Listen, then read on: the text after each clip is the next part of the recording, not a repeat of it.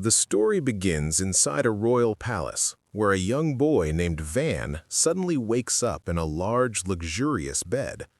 When he raises his hands, he is immediately confused. His hands are small, thin, and clearly not those of an adult. At the same time, memories from another life begin to surface. He remembers living in Japan, spending his days packed into crowded trains, working endlessly, and returning home exhausted every night. His life back then was repetitive and empty. Realizing what has happened, Van understands that he has been reincarnated into another world. Van climbs out of bed and uses a small stool to look out the window. Outside, he sees wide land, tall buildings, and a peaceful sky. Before he can enjoy the view for long, his maid, Till, rushes in and panics, warning him that it is dangerous. When Van calmly apologizes using clear and polite words, Till freezes in shock. Van is supposed to be only 2 years old. Hearing himself speak, Van realizes that along with memories from his past life, he also has memories from this world. His name is Van Ne Ferdio, son of Marquis Jalpa Ferdio, ruler of this land. Later, Van sits down for breakfast with his father and brothers. The atmosphere is stiff and quiet. Jalpa asks his sons what they plan to study that day. Jard says he will focus on fire magic and battle formations, while Sesto says he will study magic. When Jalpa turns to Van, Van answers honestly, saying he wants to learn the nation's history and culture first. His answer shocks his brothers, but Jalpa laughs and praises Van's intelligence. He confidently states that Van will inherit powerful fire magic, just like his parents, and tells him to look forward to his magical aptitude test when he turns 8. Van soon learns that magic determines a person's value in this world. Fire, water, wind, and earth are considered noble elements, while all other magic types are treated as useless. After breakfast, Van begins studying the world's structure, races, and magic tools. However, things become intense when the strict head butler Espada takes over his education. Espada pushes Van into merciless study sessions from morning until night. Thanks to this harsh training, Van learns to read and write within weeks, though he often wonders how this is considered normal for a toddler. After 2 years of non-stop studying, Van turns 4 and begins sword training. At first, he is completely hopeless and loses repeatedly, even to the maids. Still, he refuses to quit and continues practicing every day. By the time he turns 5, his effort pays off. He starts defeating older trainees with ease, thanks to his calm thinking and experience from his past life. Unlike his brothers, Van treats commoners kindly, which earns him respect and friendship. During training, the deputy knight commander D examines Van's hands and notices that they lack calluses. He realizes that Van spends more time studying than training. D offers to speak to Espada, but instead decides to personally train Van himself. Unfortunately, D's idea of training is extreme, pushing Van to his physical limits with no mercy.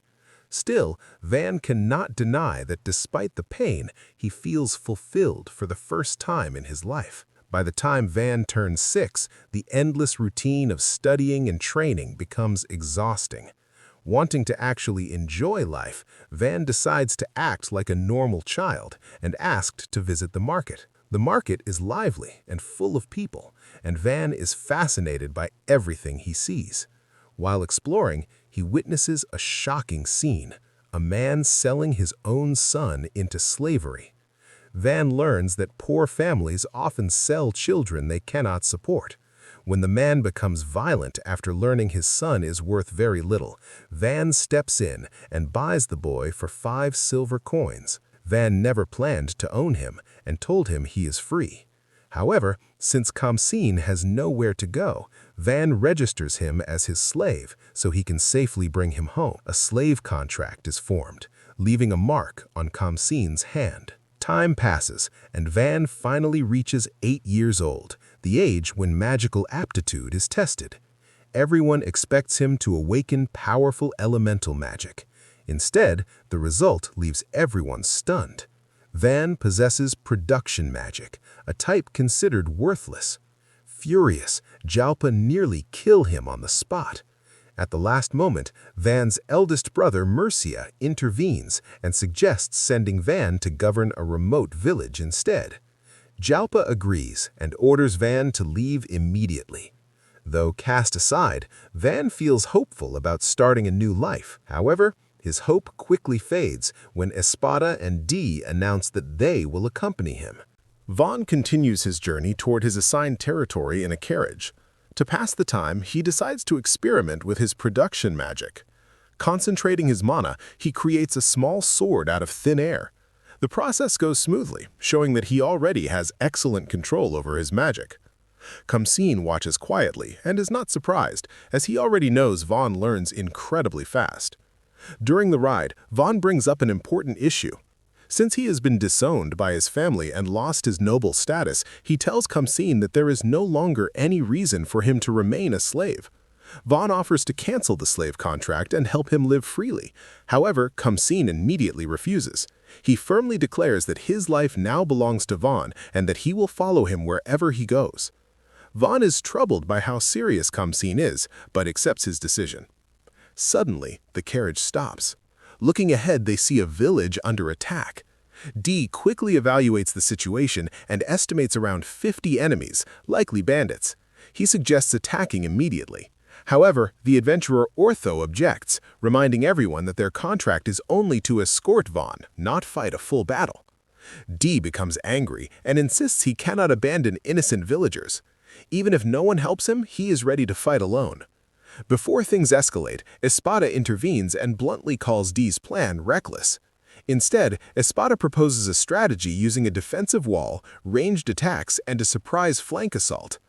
Van immediately notices the flaw in the plan. Espada would have to act as bait, putting his life at risk. Understanding how important Espada and Dee are to the future of the territory, Van volunteers to take the role himself. Till and Kamsin panic and strongly object, but Van calmly insists. He reminds them that he trained with the sword for years and believes this is something he must do. Van's resolve deeply affects Ortho, who recalled how politely Van thanked him earlier.